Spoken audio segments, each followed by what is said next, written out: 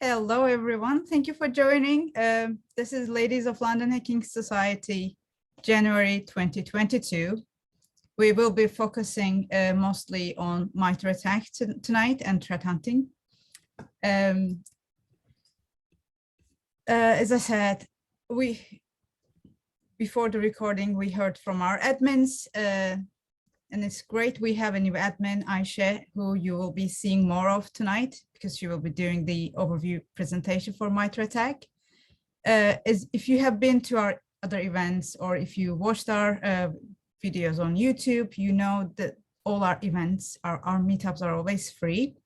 But if you feel like you're getting value and you have the means to, Refuge is our partner charity.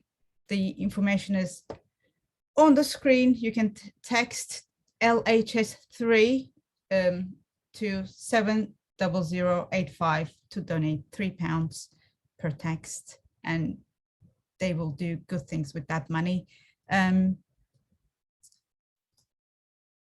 So tonight's agenda, we have gone through the welcomes. Welcome again, everybody. We will go through, I'll leave the floor to our board member, Eliza, and other board members who want to jump in to give you an overview of 2022, what we are planning to do. Then we will go through a short presentation about MITRE ATT&CK, what it is, an overview. Then we will give a 5-minute break. And then the next section won't be recorded. It will be the threat hunting presentation from Melissa. So, Eliza, are you ready? I am. Hi. Hi, everyone. I want to apologise. I'm normally in my office, which is at the bottom of the garden. And when it gets dark, all the spiders come out. So I leave them. I don't go in there. And I avoid it like plague. So I'm actually in my bedroom, really cramped. And it looks like Stig of the Dump has taken a shit in here because I've not cleaned it in so long. So I've got my trusty conference banner here and then a load of crap over here. So I do apologise. I would blur out my background, but I'm on Ubuntu and it doesn't let you. Hey ho. Right, what I am going to do is share my screen, and I have a couple of updates for everyone. Oh, I can't share my screen. Oh, because I need to make you host, co-host. So while Dee Dee does that, I will do a little dance. I'm joking. I say I'm joking. I already did. So am I host? Yes, you are co-host. All right, fab. I've only got 10 minutes, so I'm not going to rabbit on. Don't worry. But host participant screen sharing. Can everyone see my screen? Not yet, I think. Host disabled. Oh, that's fucking bollocks. Okay, never mind. Can one of the hosts please share this that I'm just pasting in here? Don't worry, Melissa, I know you're doing a talk on this later, so I'm not going to go into depth on the MITRE ATT&CK. I'm just going to speak about how the layout has changed. So if you could please go to create new layer and then enterprise. Okay, so you'll see here that there's a vast array of different themes. So you can scroll across and you'll see there's 13, I believe. So I think we've covered reconnaissance. Those of you that have been with LHS a while, you'll know that we've covered reconnaissance for quite a bit. So there's quite a lot of information that we've gone through on that. Hopefully you guys can see them all. The link is in the chat, so do go and have a look. But all the way from initial access across to impact, that's giving us themes for the next 12 or so months. So just like the first year, we used the cyber kill chain as the basis of our themes. So following through the methodology, high-level methodology that attackers have to use in order to commit an attack, that's what we used. Whereas now we're looking at this, it's a little bit more in depth.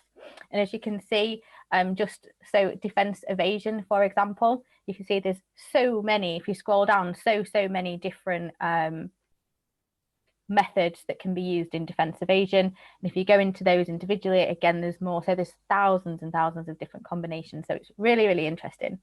And this gives the chapters a little bit more autonomy over what they're delivering as well. So if it falls on the month of persistence, so we're looking at how persistence is enabled in different types of attacks. It may be that London are really interested in browser-based attacks, whereas Cheltenham might be interested in what happens in the file system level. I'm really sorry. I'm a little bit not drunk at all. I'm just tired. So yeah, so registry keys, that's the words I was looking for. Right. So that's why we're using that. We've got an awesome talk today. So someone's going to go into that in a lot better detail than I just friggin' did. So sorry about that, everyone. But essentially, this is providing the Hacking Society with the themes going forward. So thank you for sharing that, Dee Dee. I'm just going to send you nothing else. Can you go to LHS.com? Oh. Just goes to the homepage. Yep. Fab. Okay, so there's quite a few changes now with LHS. There's some really interesting stuff that we've got going on. So the website's been updated, finished that about 20 minutes ago. I'm not gonna lie. So on here, I am gonna have to get it up myself so I can see it a bit better, because I can't really see the screen that you're sharing. So on here, if you go to events, which is the third tab along, you guys don't need to do it right now if you don't want, but you can see tonight's event is there. All the events will be on there, so this will be a central place for you to be able to see the events. We don't want psycho weirdos attending that like trying to hack our calls and show porn, which has never happened to us, thank God, but it has happened to other women's events in our industry. So we don't publicly add the links, but there will be a link to the place where you can get the link, if that makes sense. If you go to the sponsorship tab, I'll be really quick. Sponsorship packages. So on the sponsorship packages ones, you can see all the different types of sponsorship packages that companies can use with us. So if you're working for a company and they're interested in getting involved, let them know. Could you pop over to recruitment, which is the next tab along? So there's a careers page now. So if you want to volunteer for LHS, there will be information there, starting a chapter and also becoming an employee. We don't have any roles open at the moment, but we will eventually. We are growing and we are going to need some full-time staff. So also on that tab of recruitment, could you go to cybersecurity jobs? Sponsors will have jobs here. All the jobs have to be good quality. If they're shit, they don't get put on here. As I say, this is finished today. So, okay, so that's pretty cool. If you want to find out about individual chapters, you can just go to the chapters tab, scroll down and pick the one that you're interested in and go to that tab. There you go. So you can see who the chapter leaders are and a link to their meetup page. So resources, this one's pretty cool. So we have a podcast, which is, we're trying to reinvigorate it, and that is going to be managed by the security queen. So some of the girls over from the Cheltenham group. So that's going to be awesome. The security blog, anybody can submit a blog. We preferably,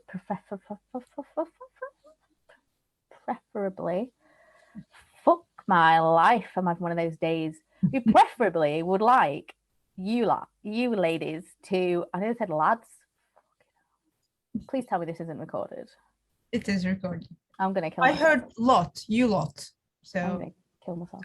Yeah. Okay. So yeah, I'd prefer it if you lot, just if you were proud of something that you'd written or a bit of research that you'd done, you know, send it to your chapter leaders, send it to one of the volunteers, or just email it to us and we will stick it on the blog. We won't edit it. We're not going to faff around with it and spend ages on it, but we will just dump it on the blog. So please make sure it's spell checked first. And also, if you go to downloads in resources and downloads, cut my finger open, twat. There will be various different resources to download. So again, say if you came across something that was, or you'd created something that was really interesting, like, I don't know, an information pack for a careers event, or I don't know, whatever, we can put it on there. And then something else which is really cool, public speaking. Thank you. So this is entirely optional. No one has to do it. But LHS costs a few grand to run every year. So we're trying to find ways to just maintain those costs. So if any of you want to get into public speaking and you would like a link where you can say to people when they ask you if you want to speak, you can say, yes, I'm happy to speak at your event. If you want to, you don't have to. Will you donate to LHS? This is my information link. Or you can pick a price and put a price on there. So it can be whatever you want. It can be a tenner, 50% of it goes to you, 50% of it goes to the running cost of LHS. It could be £1,000. It's entirely up to you. And they'll book through LHS and we will forward that on to you. I've put myself on there. I should really do it for free, considering I've swore several times. I'm a bit tipsy. I've cut my finger open on that fucking banner and this room's a shit state. I've got greasy hair, but okay. Onwards and upwards. Okay, so on more,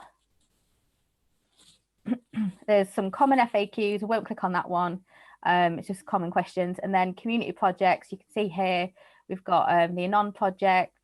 So we did have a separate site for that. But could you just click on the Anon project really quickly? I'll shut up in a minute, I swear. So this is the project that we've been trying to do for a number of years. Well, this will be the third year we've been trying to do it. Won't be able to get it done this year. And it's work with victims of sex trafficking in the UK to sort of enhance their life through digital technology. So if you want to get involved in that, there's some information there. And also there's another project we've been wanting to do. And again, because of COVID, haven't been able to do it.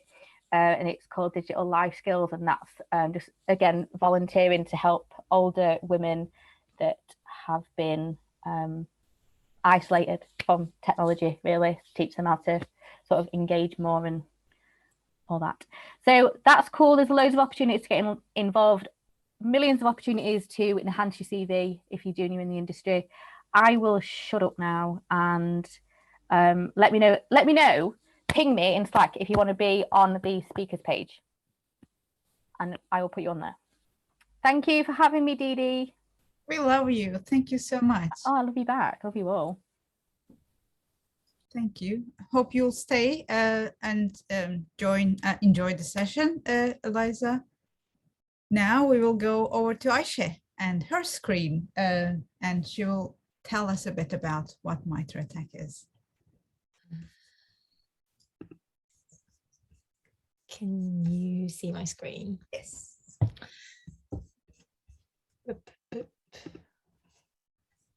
Thank you, Didar. Hi, everyone. And thanks, Eliza. Like we mentioned before, I'm going to be talking about MITRE ATT&CK framework to kickstart this year and sort of on a high level. My name is Ayşe. I am currently just recently been made admin to the London chapter, but currently working. I have been a member of Ladies of London Hacking Society since 2018. Currently a cloud security engineer at Just Eat Takeaway. Previously, I worked as a security analyst in Global Operations Center. So today I will be covering essentially what MITRE ATT&CK framework is, the history of MITRE ATT&CK framework, how it came about, why it exists, and we will be looking at enterprise matrix out of all the matrices. We'll also look at what it means for you in your organization, again on a high level, and how you can get started with this framework. Right.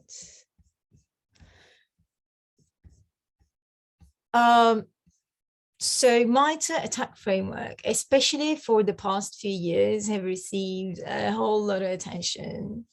So if we start with a bit of a background, MITRE ATT&CK was developed by MITRE Corporation, which is a US government-funded research organization that has a substantial cybersecurity practice internally, and that was funded by, still is, National Institute of Standards and Technology, as we know, also as NIST. Initially, MITRE ATT&CK framework was born as an internal project. After MITRE Corporation has sort of reached a good level of maturity in their security operations, engineering, threat intel, they were presented with an idea of how to take this maturity further. So this framework was developed with the idea in mind: how do attackers behave? What do they do before they attack, during an attack, after the attack, and once they get into our systems? For example, how do they move around? MITRE ATT&CK framework basically came about as a knowledge base of adversary behavior that crosses enterprise, cloud spaces, mobile, and now industrial control systems as well. Essentially, this framework tries to provide detailed information on how the attackers got inside our network, how are they able to move around, what exactly are they doing, were the questions.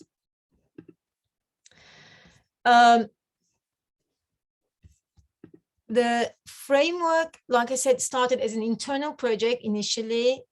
The MITRE teams, the cybersecurity division, had the essentials in terms of controls, tools, people, monitoring, incident response in place. And then they were like, what's next? So what do we do with the, how can we further mature with the attackers' behaviors, adversarial behaviors in mind?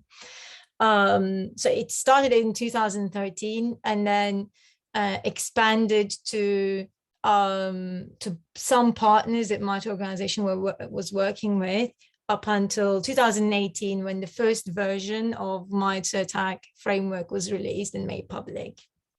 It started with one matrix, which was enterprise. Now there are multiple enterprise, mobile, and I think industrial control systems as well. I haven't seen the framework yet though. The framework is sort of a matrix of different cyber attack techniques sorted by different tactics. So let's look at what attack means and what it stands for. It stands for adversarial tactics, techniques, and common knowledge. Adversarial being the bad people, attackers, our enemies. Tactics referring to what these adversaries are trying to accomplish, like initial access, discovery, exfiltration of data. Techniques referring to, especially for this framework, is how they're going to accomplish this tactical objective by performing an action, for example, drive-by compromise. And common knowledge here is the documented use of these tactics and techniques, and basically as a whole provides the framework. The framework provides a good common vocabulary for all security professionals like blue teams, red teams, etc., and security vendors to share good common terminology as well. So the attack framework essentially came about from the attack lifecycle, also referred to as kill chain by, for example, Lockheed Martin's kill chain, perhaps with different terminologies, but according to attack framework, there are 6 stages of the attack lifecycle. Reconnaissance, weaponization, which comprises of the pre-attack, and then delivery, exploitation, control, execute, and maintain persistence, which is the attack bit once the initial access has been gained. So essentially, the framework provides a good intro to understanding the life of an attack from birth to successful end. However, the adversary life cycle itself does not provide the details on what the objectives can be and how they can be achieved. And this we can get with the framework's matrices. Pre-attack here covers what the prior work is done, like reconnaissance and weaponization, which is the resources that the attackers can gather before the adversary's attack carry out the rest of the life cycle. So for the purpose of this presentation, I will focus on enterprise matrix only. Just trying to not sure if this is available. I'm just trying to get rid of this, but 1 second. I guess I can't. Hopefully you can read. So your browser. Pardon? Are you trying to go to the browser or? No, I'm just trying to understand whether you guys can see the tab at the top. Is it visible to you or just? We can also. Perfect. That's fine. Okay. So based on the framework's objectives and attack lifecycle in mind, the matrix this enterprise matrix contains information for platforms like Windows, Mac, Linux, Google Workspaces, and network containers, etc. There are 12 tactics in total for the attack enterprise. There are 14 in total, but the two on the right-hand side that you see here, reconnaissance and resource development, are pre-attack tactics. So let's take a look at where we can start using this matrix and how we can utilize it. Eliza had shown the navigator earlier, so we'll take a look at the attack navigator. It's an open source tool designed to help users explore and use attack knowledge base, tactics and techniques. And like Eliza demonstrated as well, that you will be able to see all the tactics and techniques on how to carry out those objectives. From small teams to large organizations with hundreds of security professionals, like the navigator can be easily used and utilized for whichever purposes and the use cases that I will discuss in a little while. So let me just try and demonstrate that. Right, I'm just going to start from the beginning. Yeah, so like Eliza showed, you can start with creating a new layer. And for the purpose of this, we're looking at enterprise matrix. What you will have is basically all the tactics at the top in the columns and all the techniques that fall under each tactic. This is great for anyone to pick the navigator up and use it for ideally small scope projects and the use cases that I will be discussing later on. And what you can do on the navigator is you can go to search section, you can have a look at different techniques. You can just filter it by different threat groups that you know of that poses a threat to your organization. You can filter by software types or the mitigations themselves, and it will show up all the relevant techniques for the mitigations. Or you can take a look at data sources and try and see which techniques fall under which data source. You can also look at, for example, starting with just one platform, which I recently had done for containers. What you will, if you deselect all the rest of them, what you will end up with is with all the tactics that fall under for containerized environments and all the techniques for each tactic that you can take a look at for the use cases that I will be discussing in a little while. It's so cool. And going back to the presentation. So what are these use cases? There are 4 key use cases for the attack framework that I will go into sort of detail today, but not deep dive in each and every one of them. These are some actionable steps that you can take back to your teams or peers. You can actually start doing from today if this is new to you. First use case is detection. So what you can do with attack framework is, if you build your own attack templates using the navigator that I'd shown earlier, you can identify which techniques apply to your organization. You can determine their risk, or you can carry out a gap analysis on what sort of detection mechanisms that you already have for those techniques. You can also ensure you incorporate these techniques into, for example, your existing detection tools like your SIEM, alerting, and other monitoring tools. You essentially, it will help you identify and address security detection, as well as a good guide for incident response, for example, playbooks or runbooks. It's definitely a really good mapping technique framework to use where on the maturity level your detection lies. The next use case is assessment, security assessment and engineering. So let's say that we aligned our detections with MITRE ATT&CK framework. Now, looking beyond those detections, how do we take this further?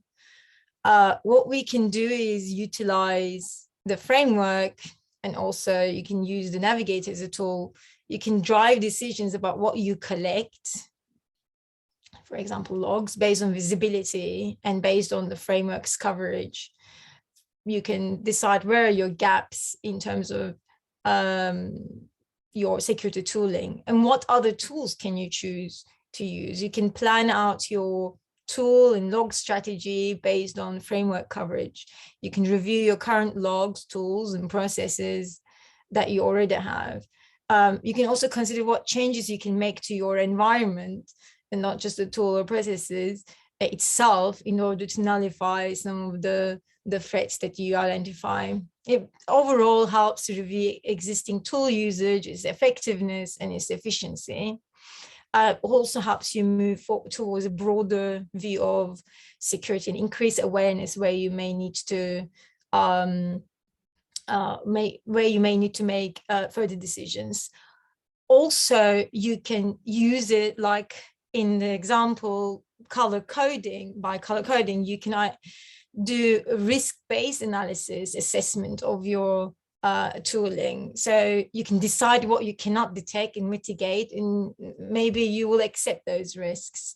And you can do it directly on the framework, like on the navigator page. You can color it. Yes. It will take a little bit longer to show that right now, but we may. No, that is quite advanced for us, but it's. Thank you. Mm-hmm. So another, again, really commonly used use case is threat intelligence. You can utilize the framework itself to inform yourself a bit about adversary behavior. You can inform your defenders about adversary behavior. You can also use the framework and the navigator, again, to put your intelligence into action. It also helps structure your threat intelligence and what you do with it. You can use the navigator, for example, or MITRE official website to see what well-known threat actors or APT groups have been doing. Like I showed on the navigator earlier, you are able to sort by threat groups, and then it will show you the tactics and techniques used by those threat groups. It's important to note that the framework has been evolving and it keeps evolving. So it's an ongoing process, and there will be, I presume, more and more techniques added. I can say that they are most mature Windows side, network side, but they have been bringing out a whole lot of really cool cloud stuff lately as well. There are some examples on the MITRE's official website that you can take a look at for, threat intelligence use case.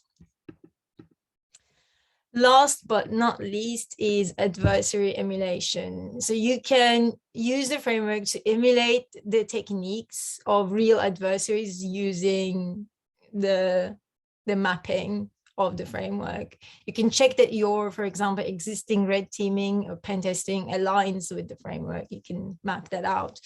You can use it to mitigate a specific group of adversary. You can emulate the techniques and see how that pans out in your organization and see your coverage. It can be used by blue teams, red teams coming together, or it can be carried out by red teams only, like a subset of threat-based security testing. This use case focuses more on the techniques and how to carry them out within your organization. So it will be more techniques and tool and technical part of it. And it can also be part of threat hunting activity itself. And that brings me to the end of my presentation. Thank you very much for listening. You can ask any questions you have. Thank you, Aisha. Any questions, comments? There are no questions in the chat. Sorry, hi, it's Rainey. That's a great presentation. Would you mind just going back one slide with the resources, please? Mm-hmm.